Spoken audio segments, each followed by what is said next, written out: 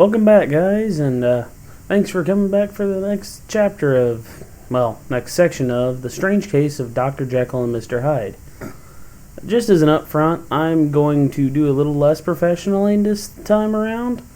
I'm going to keep more mistakes in and just, try to go through as quickly, a little more quickly as I can to save on editing time.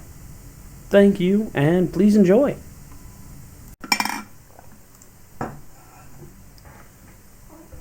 Search for Mr. Hyde.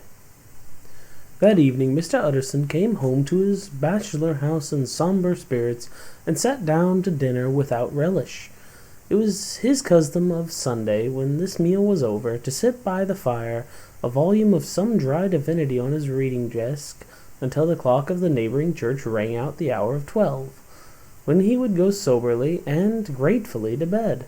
On this night, however, as soon as the cloth was taken away, he took up a candle and went into his business room.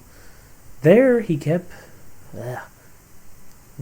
opened his safe, took from the most private part of it a document endorsed on the envelope as Dr. Jekyll's will, and sat down with a clouded brow to study its contents.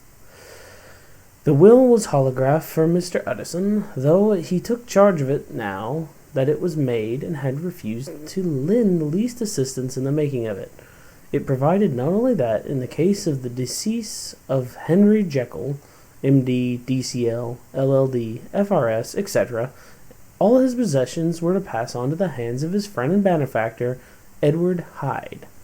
But in the case of Dr. Jekyll's disappearance or unexplained absence for any period exceeding 3 calendar months, the said Edward Hyde should step into the said Henry Jekyll's shoes without further delay, and free from any burthen or obligation beyond the payment of a few small sums to the members of the doctor's household.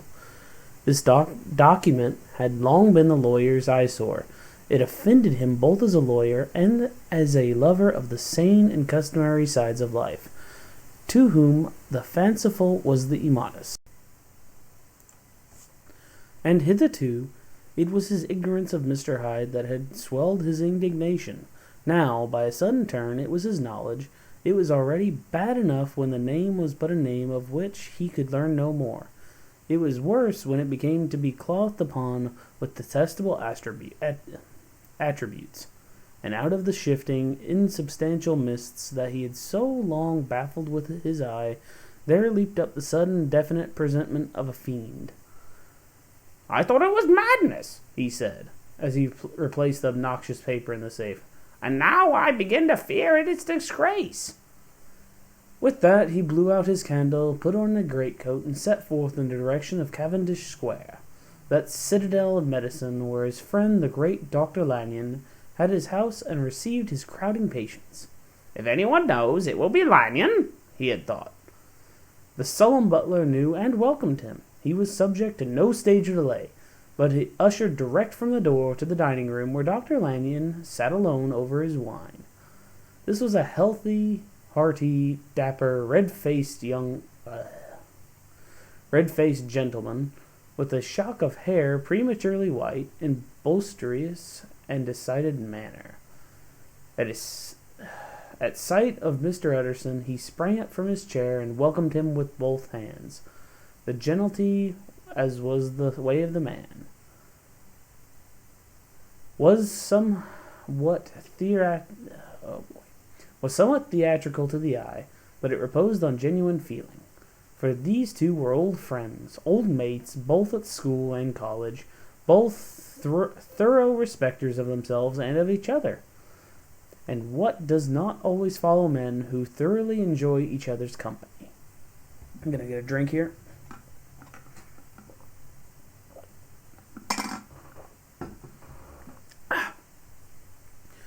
After a little rambling talk, the lawyer led up to the subject which so disagreeably preoccupied his mind. "I suppose, Lanyon," said he, "you and I must be the two oldest friends that Henry Jekyll has."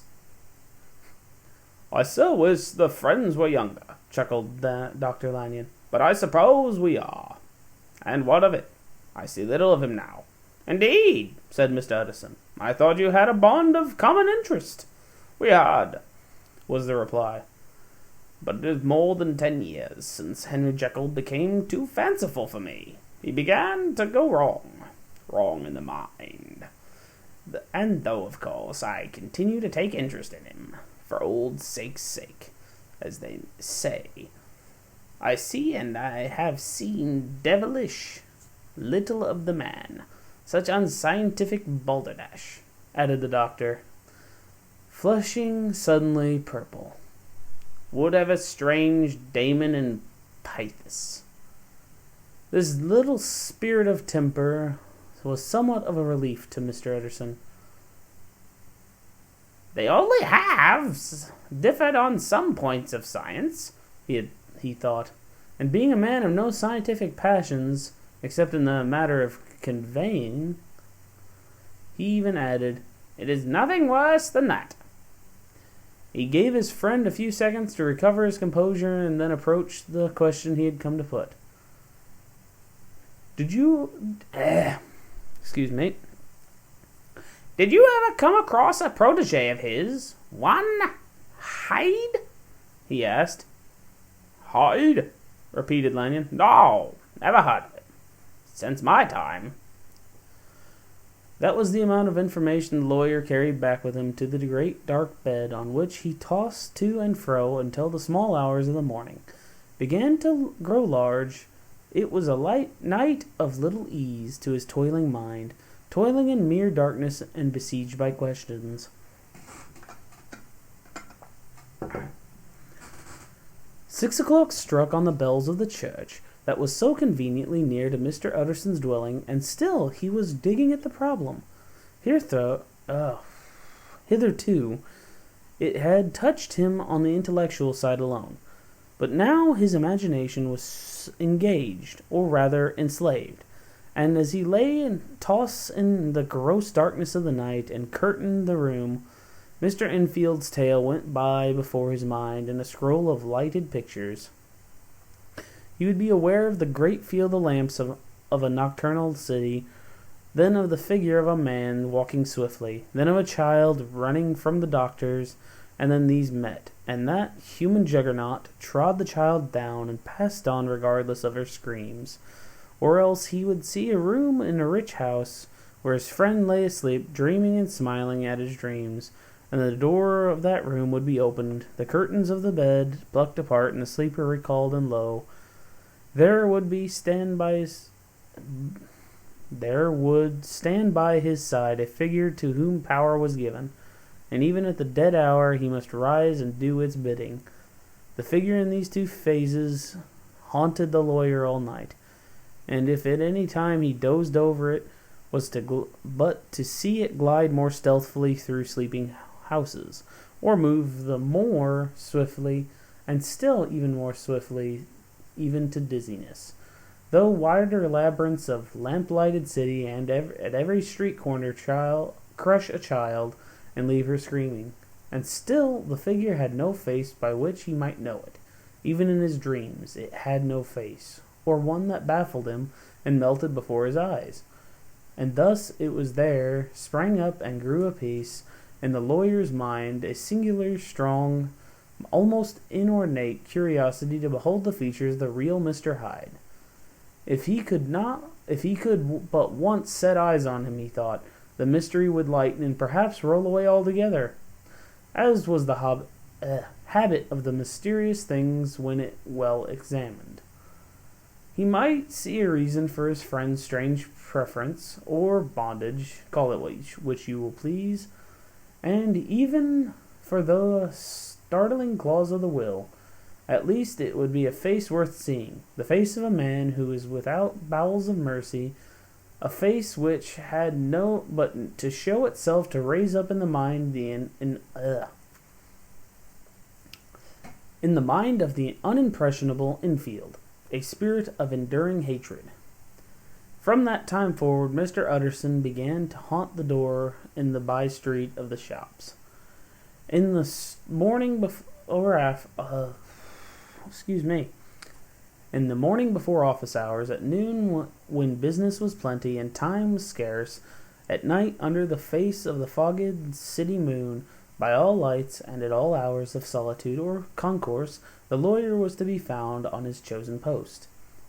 "If he be Mr. Hyde," he had thought, "I shall be Mr. Seek." And at last his patience was rewarded. It was a fine dry night, frost in the air, the streets as clean as a ballroom floor, the lamps unshaken by any wind, drawing a regular pattern of light and shadow. By 10 o'clock, when the shops were closed and the by-street was very solitary, and in spite of the low growl of London from all around, very silent. Small sounds carried far. Domestic sounds out of the houses were clearly audible on either side of the roadway, and the rumor of the approach of any passenger preceded him by a long time. Mr. Edison had been some minutes at his post when he was aware of an odd light footstep drawing near. In the course of his nightly patrols he had long grown accustomed to the quaint effect with which the footfalls of a single person, while he was still great off, suddenly spring out of the district from the vast hum and clatter of the city, yet his attention had never before been so sharply and decisively arrested. And it was with strong superstitious prevision of success that he withdrew into the entry of the court. The steps drew swiftly nearer and swelled out suddenly louder. As they turned in the end of the street, the lawyer, looking from the entry, could soon see the manner of the man he had to deal with. He was small and plainly dressed. The look of him, even at a distance, went somehow strongly against the watcher's inclination. But he made straight for the door, crossing the roadway to save time, and as he came he drew a key from his pocket, like one approaching home. Mr. Utterson stepped out and touched him on the shoulder as he passed. "Mr. Hyde, I think?" Mr. Hyde shrank back with a hissing intake of breath, but his fear was only momentary, and though he did not look the lawyer in the face, he answered coolly, "That's my name. What do you want?" "I see you're going in," returned the lawyer. "I'm an old friend of Dr. Jekyll's, Mr. Utterson of Gaunt Street. You must have heard of my name, and meeting you so conveniently, I thought you might admit me." "You will not find Dr. Jekyll. He is far from home," replied Mr. Hyde, blowing in the key, and suddenly, but still without looking up, "How do you know me?" he asked. "On your side," said Mr. Utterson. "Will you do me a favor?" "With pleasure," replied the other. "What shall it be?" "Will you let me see your face?" asked the lawyer. Mr. Hyde appeared to hesitate, and then, as if upon some sudden reflection, fronted about with an air of defiance, and put excuse me, I need a drink.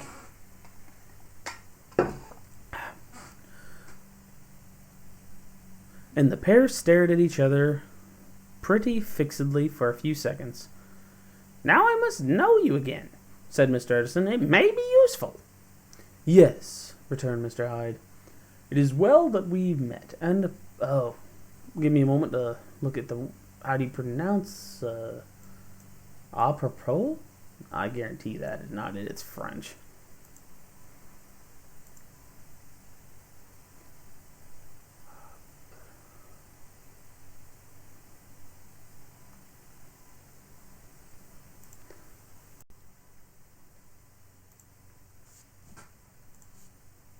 It is well we have met, and apropos, you should have my address." And he gave the number of a street in Soho. Soho? Yeah, he gave a number of a street in Soho. "Good God," thought Mr. Edison. "Can he, too, have been thinking of the will?" But he kept his feelings to himself, and only grunted in acknowledgment of the address. "And now," said the other, "how do you know me?" "By description," was the reply. "Whose description?" "We have common friends," said Mr. Utterson. "Common friends?" echoed Mr. Hyde, a little hoarsely. "Who are they?" "Jekyll, for instance," said the lawyer. "He never told you?" cried Mr. Hyde, with a flush of anger. "I did not think you would have lied." "Come!" "Come!" said Mr. Utterson. "That is not fitting language." The other snarled aloud into a savage laugh, and in the next moment, with extraordinary quickness, he had unlocked the door and disappeared into the house. The lawyer stood a while when Mr. Hyde had left him, the picture of the disquieted. Then he began slowly to mount the street, pausing every step or two, putting his hand to his brow like a man in mental perplexity. The problem he was thus debating as he walked was one of a class that is rarely solved. Mr. Hyde was pale and dwarfish. He gave an impression of deformity without any nameable malformation. He had a displeasing smile. He had borne himself to the lawyer with a sort of murderous mixture of timidity and boldness, and he spoke with a husky whispering and somewhat broken voice.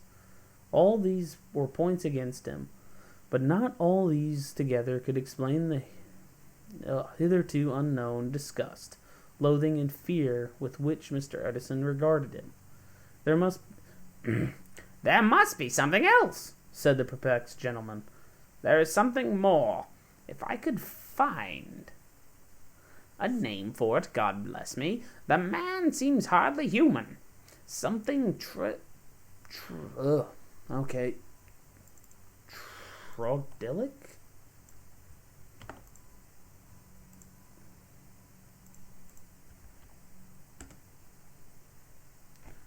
Well, that was...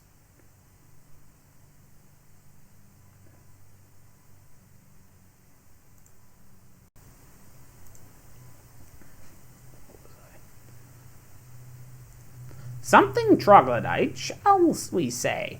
Or can it be the old story of Dr. Fell? Or is it the mere radiance of a foul soul that thus transpires through and transfigures its clay continent? The last, I think, for my poor Henry Jekyll. If I ever read Satan's signature upon a face, it is that of your new friend. Round the corner from the by-street there was a square of ancient, handsome houses, now for the most part decayed from their high estate, and let in flats and chambers to all sorts of and conditions of men, map engravers, architects, shady lawyers, and the agents of obscure enterprises. One house, however, second from the corner, was still occupied entire, and at the door of this, which wore a great air of wealth and comfort, though it was now plunged in darkness except for the fanlight, Mr. Utterson stopped and knocked. A well-dressed elderly servant opened the door. "Is Dr. Jekyll at home, Poole?" asked the lawyer.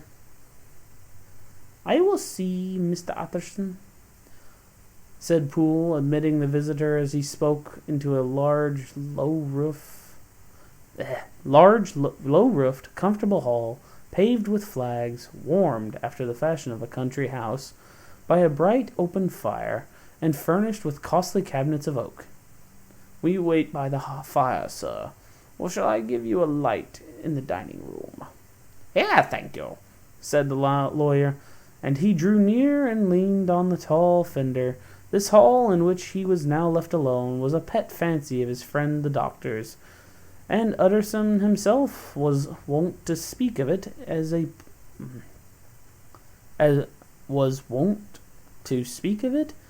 the pleasantest room in London. But tonight there was a shudder in his blood. The face of Hyde sat heavy on his memory. He felt, somewhat was rare with him, a nausea and distaste of life, and in the gloom of his spirits he seemed to read a menace in the flickering of the firelight on the polished cabinets and the uneasy starting of the shadow on the roof. He was ashamed of his relief when Poole returned to announce Dr. Jekyll was gone out. "I saw Mr. Hyde go in by the old dissecting room, Poole," he said. "Is that right when Dr. Jekyll is from home?" "Quite right, Mr. Utterson, sir," replied the servant. "Mr. Hyde has a key." "Your master seems to repose a great deal of trust in that young man, Poole," resumed the other musingly. "Yes, he does, sir," said Poole. "We all have orders to obey him." "I do not think I've ever met Mr. Hyde," asked Utterson. "Oh, no, dear sir. He never dines here," replies the butler. "Indeed, we see very little of him on this side of the house. He mostly comes and goes by the laboratory." "Well, good night, Paul." Excuse me. "Well, good night, Poole." "Good night, Mr. Utterson."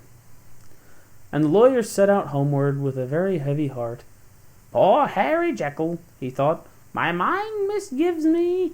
He is in deep waters. He was wild when he was young, a long while ago to be sure, but in the law of God there is no statute of limitations. Aye, it must be that, the ghost of some old sin." Okay, I need a drink.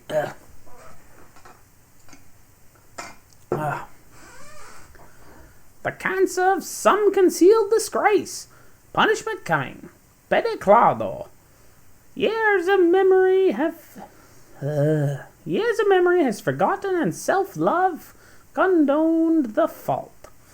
And the lawyer, scared by the thought, brooded a while in his own past, groping in all corners of memory, lest by chance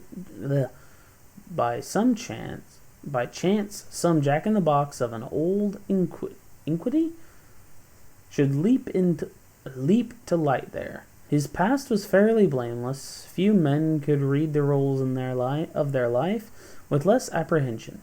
Yet he was humbled to the dust by the many ill things he had done, and raised up again into a sober and fearful gratitude by many. He had come so near to doing yet avoided, and then by a return on his former subject he conceived a spark of hope. "This Master Hyde, if he was studied," thought he, "must have secrets of his own. Black secrets, by the looks of him. Secrets compared to which poor Jekyll's worst would be like sunshine. Things cannot continue to be as they are. It turns me cold to think of this creature stealing like a thief to Harry's bedside. Poor Harry! What an awakening, and the danger of it. For if Hyde suspects the evidence of the will, he may grow impatient to inherit. Aye, I must put my shoulders to the wheel. If Jekyll will but let me," he added. "If Jekyll will but let me." For once more he saw before his mind's eye, as clear as transparency, the strange clauses of the will. Hey guys, if you enjoyed this content, please like and subscribe. I'm going to try to keep putting out more videos like this, but right now it just depends on my work schedule. Thank you guys for watching all the way to the end, and you guys have a good time. And until next we meet, my friend. And when we next meet, I'll have another story for you.